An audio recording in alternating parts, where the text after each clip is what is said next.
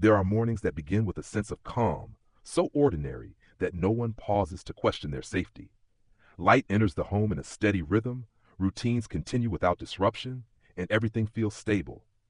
Yet in missing persons cases, these quiet mornings often become the final memory before everything suddenly fractures into silence.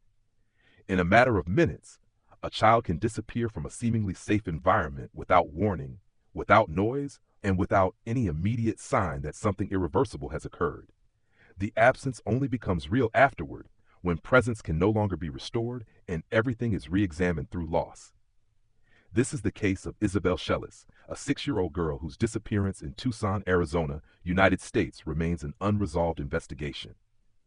Cold cases persist because fragments never form a complete narrative, leaving one question: how does a child vanish without detectable events or clear proximity evidence? Like, share, subscribe, and leave your thoughts in the comments as we continue to examine the fragments of a case that still resists explanation and refuses to settle into closure.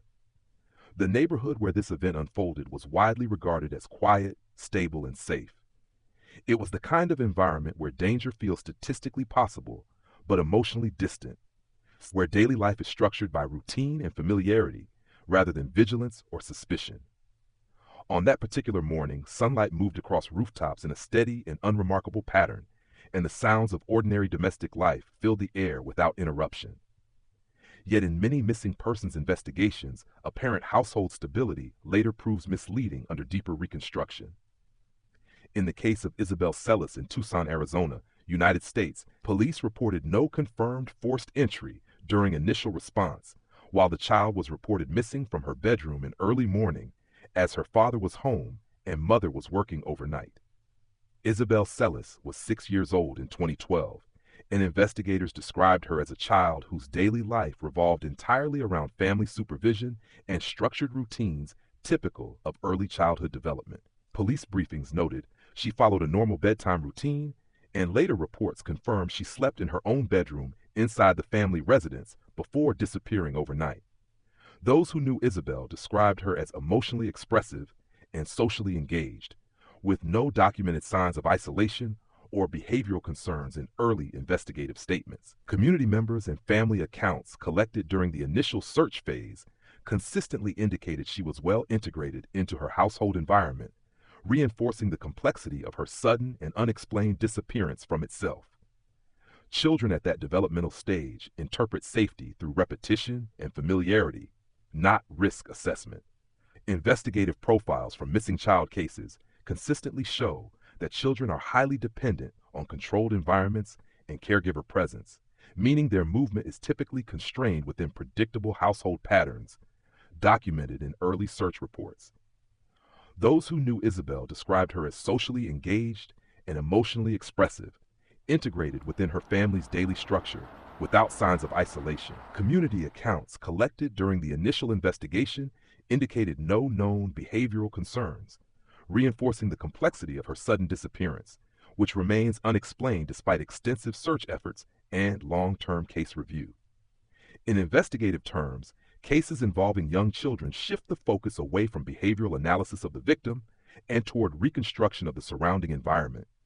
Children rarely operate independently, which means their movements, routines, and access points are shaped almost entirely by the structure of adult supervision and household dynamics. This shifts attention toward proximity, timing, and opportunity rather than isolated action. The family environment surrounding Isabel was perceived publicly as stable and conventional. There were no visible indicators of dysfunction that would have drawn attention from the outside. However, in many unresolved cases, external stability often masks internal complexity. What appears consistent on the surface may still contain emotional or relational dynamics that are not visible to the wider community. The surrounding neighborhood functioned through familiarity rather than deep awareness. People shared physical space, exchanged brief interactions, and developed a sense of recognition through repetition. But recognition is not the same as understanding, and repeated visibility does not necessarily translate into knowledge of private realities behind closed doors. After the disappearance of Isabel Celis in Tucson, Arizona, United States, investigators and community members began reevaluating early timelines, including household routines and morning activity reports. Details that were once considered routine, such as sleep schedules and room checks, were later reassessed under the pressure of an unresolved missing child investigation. As often seen in FBI behavioral analysis of missing persons cases, neutral memories become reinterpreted when new information fails to emerge. In this case, initial police briefings, neighborhood statements, and family recollections were repeatedly reviewed, with previously ordinary observations gaining speculative weight as investigators attempted to reconstruct a coherent sequence of events without definitive physical or digital evidence. The physical environment itself remained unchanged, which is often one of the most unsettling aspects of such cases. Streets continue to function, homes remain intact, and daily routines resume, while the absence of a single individual permanently alters the emotional structure of that same space. The world continues to operate as if nothing happened, even when everything has already changed. Behind closed doors, however, every household contains internal complexity that is not visible to outside observers. Some environments are stable, others are strained, and many exist in a quiet balance between the two. These internal conditions are rarely accessible without direct insight, and in most cases they remain unexamined until an external event forces attention inward. In the absence of clear answers, investigators are left with a widening gap between appearance and reality. That gap becomes the central space of uncertainty, where interpretation replaces certainty and fragments of information must be carefully weighed against what is known and what remains unknown. And so the morning that once seemed ordinary is no longer remembered that way. It became the final moment when life still appeared stable before everything dissolved into uncertainty, leaving behind a disappearance that investigators, family members, and the community have never been able to fully reconstruct or emotionally understand. The night before the disappearance appeared completely routine inside the Celis household in Tucson, Arizona. According to statements later provided to investigators, 6-year-old Isabel Celis followed her normal evening schedule on April 20, 2012. Family members reported that she spent time at home, prepared for bed normally, and eventually went to sleep inside her bedroom without visible distress or unusual behavior. At the time, nothing inside the household environment suggested immediate danger. Investigators later noted that there were no confirmed reports of loud disturbances, suspicious noises, or obvious confrontations during the overnight hours. In many child disappearance investigations, this absence of disruption becomes psychologically unsettling because the transition from safety to disappearance occurs without any publicly observable escalation beforehand. According to police timelines released during the investigation, Isabel's father reported discovering her missing during the early morning hours of April 21st. Family accounts stated that the bedroom window appeared open, while the front door was reportedly unlocked. These details quickly became central points of discussion because they introduced uncertainty regarding possible entry and exit routes inside the home itself. From an investigative perspective, cases like this become extraordinarily difficult when physical evidence fails to establish a clear sequence of events. Tucson police acknowledged early in the investigation that there were no immediate signs of forced entry into the residence. The absence of broken locks, damaged windows, or violent disruption complicated attempts to determine whether the disappearance originated internally or externally. Investigators also focused heavily on reconstructing the final verified timeline surrounding Isabel's movements. In missing child investigations, even minor discrepancies in sleep schedules, nighttime activity, or household movement can become critically important. What initially appears insignificant often becomes central later, especially when no direct witness exists to confirm exactly when the disappearance actually occurred overnight. As detectives reviewed early testimony, the challenge became separating assumptions from verified observations. Certain details existed only through memory rather than direct documentation, creating gaps that investigators could not fully close.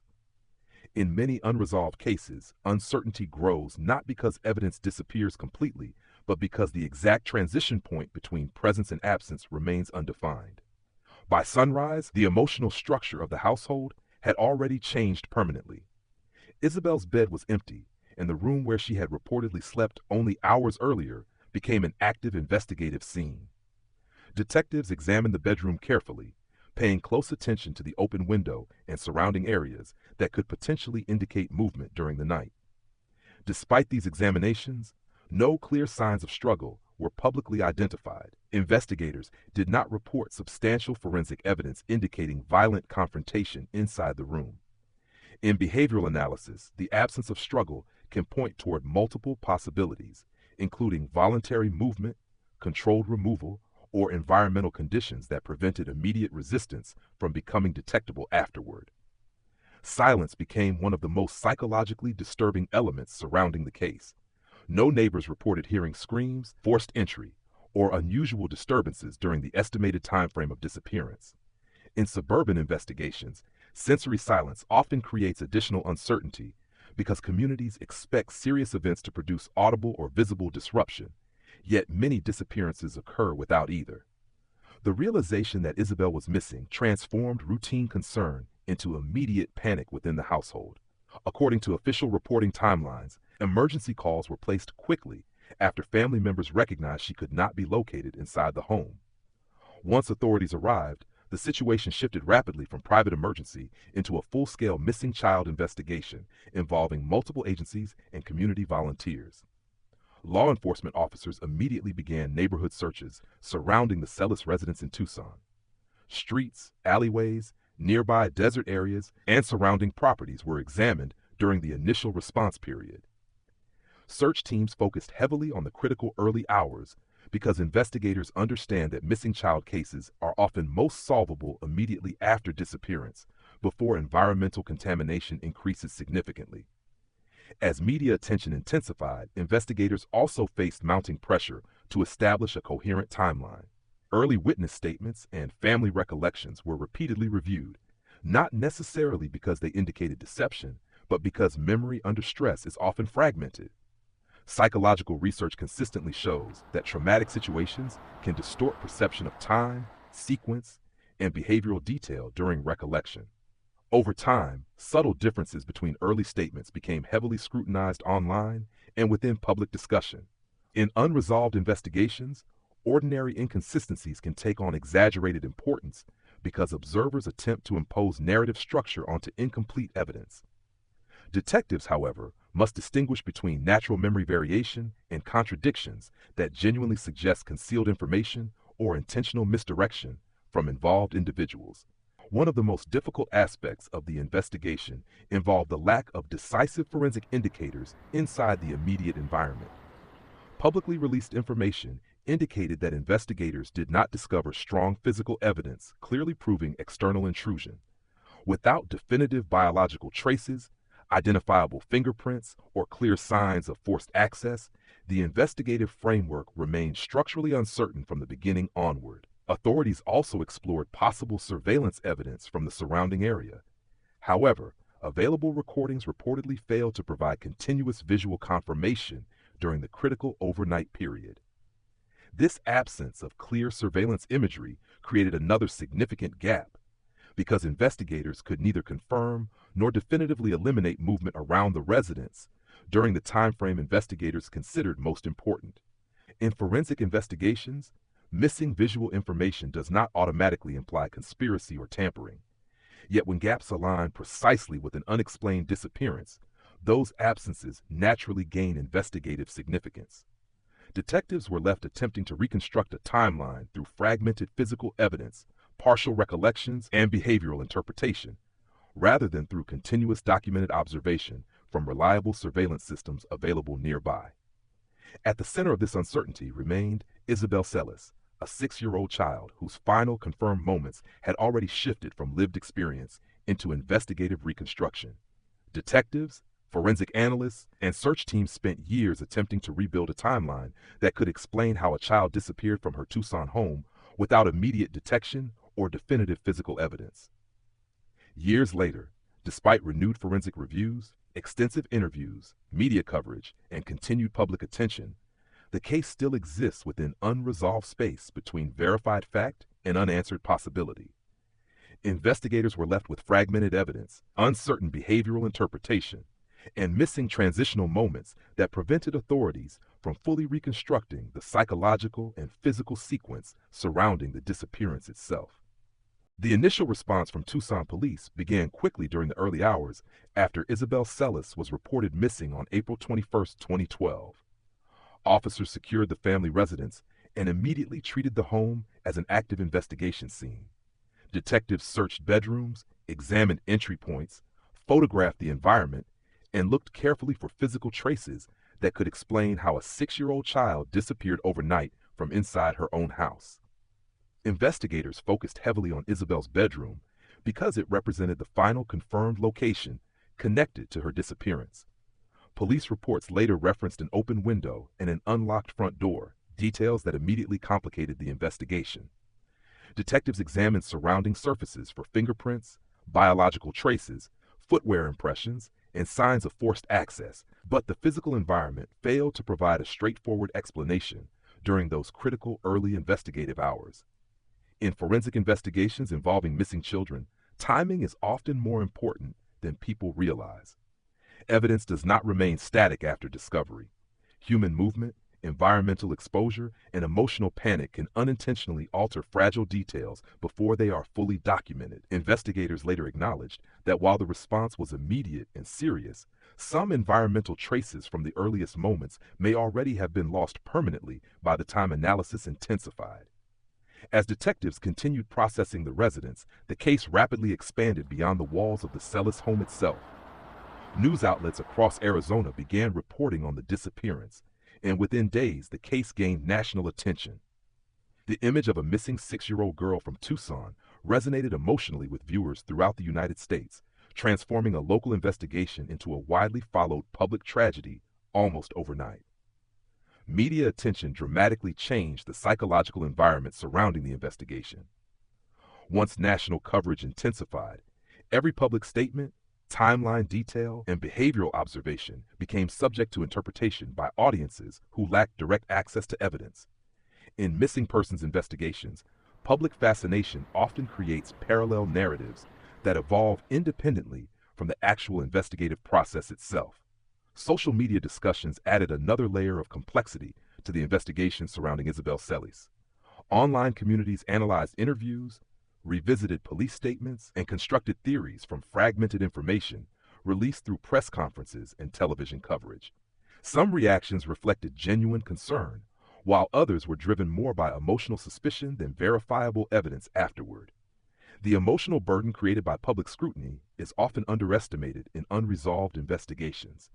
Families must navigate grief, uncertainty, and suspicion simultaneously, while their private lives become subjects of national commentary. Investigators, meanwhile, are forced to separate useful leads from speculation within an environment saturated by emotional reactions, conflicting assumptions, and continuous media exposure surrounding disappearance itself. As the investigation progressed, detectives naturally focused attention on people closest to Isabel Celis. In missing child cases, investigators routinely begin with family members, acquaintances, and individuals possessing direct household access because proximity, familiarity, and opportunity remain statistically important factors when reconstructing unexplained disappearances occurring within controlled residential environments involving children. Those questioned during the investigation were evaluated through interviews, timeline verification, behavioral observation, and consistency of recollection. Detectives examined emotional responses, possible opportunities, and discrepancies between earlier and later statements. However, despite repeated questioning and extensive review, authorities never identified evidence strong enough to conclusively establish legal responsibility against any individual connected to Isabel's disappearance. Over time, investigators revisited elements of the family's broader history and interpersonal relationships. In unresolved investigations, detectives frequently re-examine older conflicts, behavioral patterns, financial stress, or emotional tension that may initially appear unrelated. The purpose is not only identifying motive, but uncovering hidden instability capable of reshaping behavioral interpretation when new context later emerges. Yet in this case, deeper examination failed to produce a stable explanatory framework. Publicly available investigative information never revealed a definitive pattern of escalating conflict or organized intent capable of clearly explaining Isabel's disappearance. The investigation continued circling fragmented observations rather than converging toward one psychologically coherent narrative supported by strong forensic confirmation afterward. The absence of a clear motive became one of the investigation's greatest obstacles. In criminal psychology, Motive helps investigators organize behavior and interpret evidence within a coherent framework. Without it, even physical traces lose contextual clarity. Detectives were left examining fragmented details without the behavioral continuity necessary to construct a persuasive reconstruction of criminal intent. As months turned into years, the investigation gradually shifted from emergency response into long-term case preservation. Detectives continued reviewing leads, conducting interviews, and protecting archived evidence while waiting for technological advances capable of uncovering information unavailable during earlier forensic analysis. This transition is common in unresolved cases where initial momentum fades before definitive answers emerge. Advances in forensic science later offered renewed possibilities for reviewing archived material connected to the case. Updated DNA analysis, digital reconstruction techniques, and improved evidence processing methodologies allowed investigators to revisit physical materials collected during earlier stages of the investigation. Evidence once considered inconclusive under older technological standards was re-examined carefully using modern forensic procedures developed years after Isabel initially disappeared.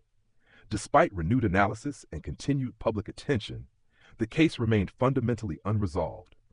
Investigators still lack definitive evidence capable of reconstructing the exact sequence of events inside or around the Celis residence during the critical overnight hours. No conclusive forensic discovery emerged that could decisively identify a responsible individual or fully eliminate competing investigative theories afterward. What remained instead was a case defined more by persistence than resolution.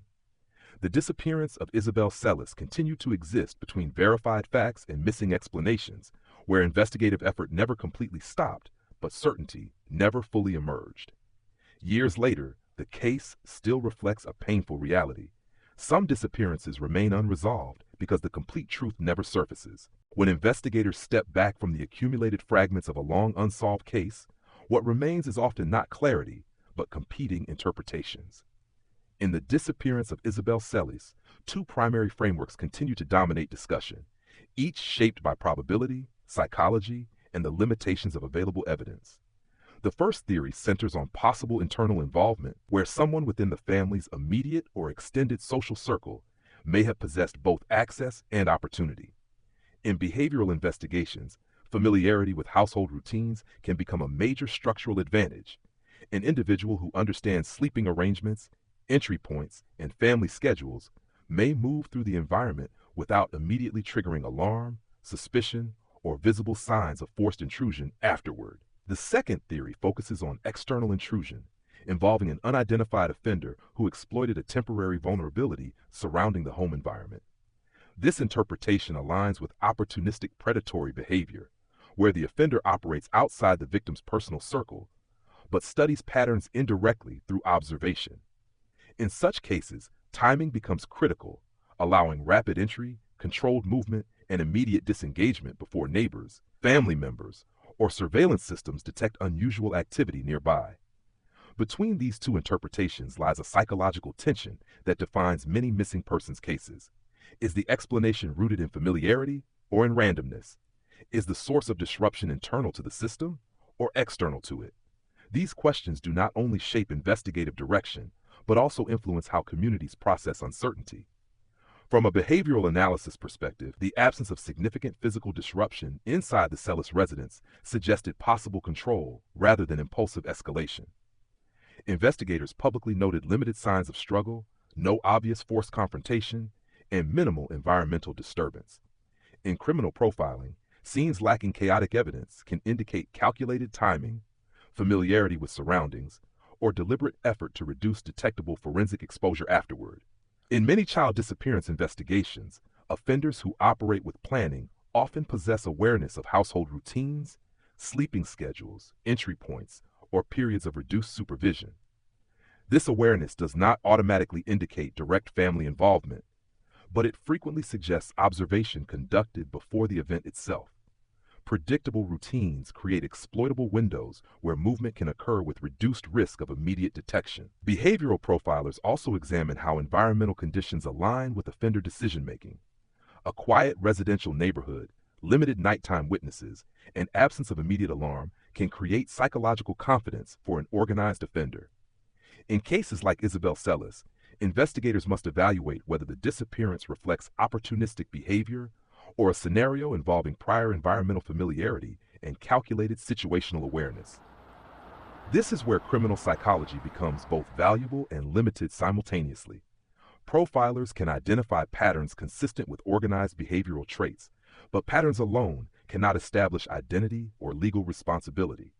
Without direct forensic confirmation, investigators are forced to reconstruct intent through incomplete environmental indicators, leaving critical psychological gaps that no amount of interpretation can fully eliminate afterward. The case of Isabel Celis continues to sit within this analytical space of ambiguity, where neither theory can fully dominate the evidence. Internal access explains proximity, but lacks definitive confirmation. External intrusion explains anonymity, but struggles with the absence of observable entry patterns. From a psychological perspective, the most unsettling aspect is not only the disappearance itself, but the possibility that it required no visible escalation.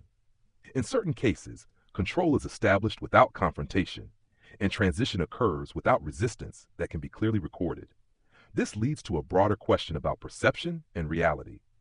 Investigators often rely on physical traces, but human behavior does not always produce stable forensic signatures.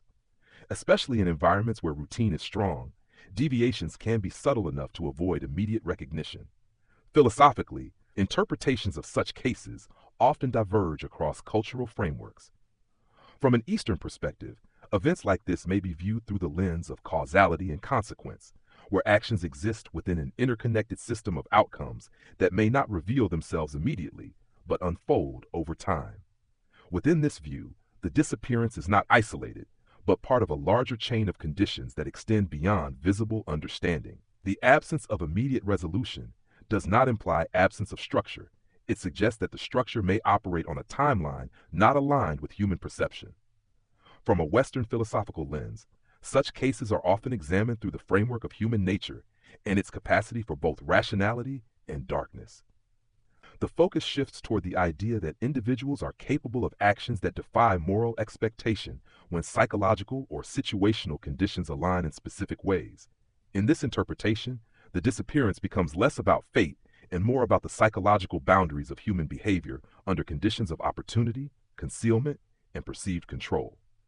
Criminal psychology repeatedly shows that ordinary environments can create false emotional security. Offenders often rely not on chaos, but on predictability, trusting that familiar routines reduce suspicion and delay recognition during critical moments immediately afterward. Across every theory surrounding the case, one constant remains unchanged: uncertainty. No behavioral profile, forensic review, or philosophical interpretation can fully eliminate the factual gaps defining the investigation. Psychologically, unresolved cases create enduring cognitive tension because the human mind naturally seeks narrative closure. When closure never arrives, speculation expands to occupy the empty space left behind by missing certainty and incomplete evidence. Over time, Isabel Celis became more than a missing child within an investigative file. She came to represent a broader psychological reality surrounding unresolved disappearances, where absence continues shaping memory long after active searches fade. Within the Tucson community, routines eventually resumed and public attention diminished, yet the emotional imprint remained permanent, resisting closure because unanswered questions continued existing beside everyday life itself. For families, investigators, and observers alike, the most enduring difficulty is not only the lack of resolution, but the persistence of unanswered questions that do not diminish with time. Instead, they accumulate emotional weight, even as factual progress remains limited, and so the case remains open not only in official records, but in the memory of everyone who encountered it. The disappearance of Isabel Celis remains a reminder that some cases do not end with answers, only enduring uncertainty. Some crimes leave no screams, only questions, and some silences echo louder than any confession.